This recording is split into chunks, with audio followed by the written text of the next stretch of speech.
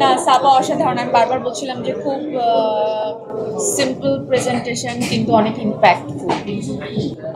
খুব কম চলচ্চিত্র নির্মিত হয় আমাদের দেশে, যেখানে আমাদের বাবা মার সাথে আমাদের বন্ডিং, আমাদের আশেপাশে খুব সাধারণ জিনিসকে তুলে ধরা, এই ধরনের ইমোশনাল গল্প আমরা খুব কম পাই। অ্যাকশন, রোমান্টিক গল্প, থ্রিল, চারিদিকে এই ধরনের গল্পই।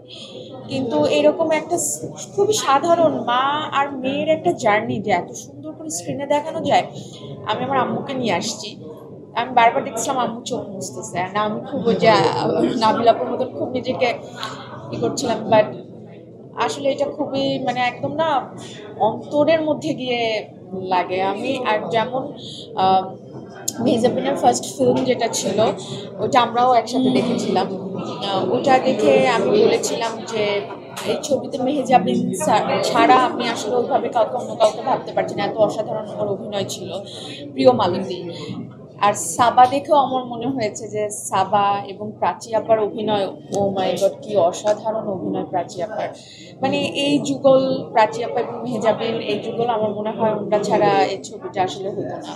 তো থ্যাংক ইউ সো মাচ পুরো টিমকে।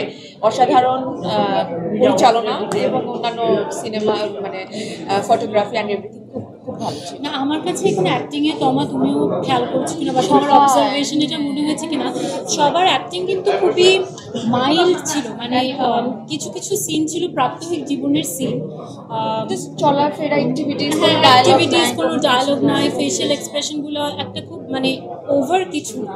এবং আমার কাছে মনে হয় যে যে সাটল অ্যাক্টিংটা, সেটা আমার মনে হয় সবচেয়ে কঠিন বিষয়। যেটা মোস্তফা মনোয়ার ভাইয়ের কথা বলি কিংবা মেহজাবিনের কথাও যদি বলি, অসাধারণ করেছে। প্রাচী আপা তো নিঃসন্দেহ মানে অসাধারণ।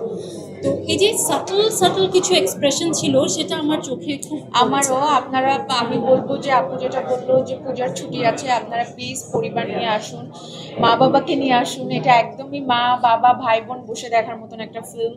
আমার মনে হয় যে আপনারা খুব মানে অন্যরকম একটা অনুভূতি নিয়ে হল থেকে বের হবেন। Thank you. আমাদের অনেক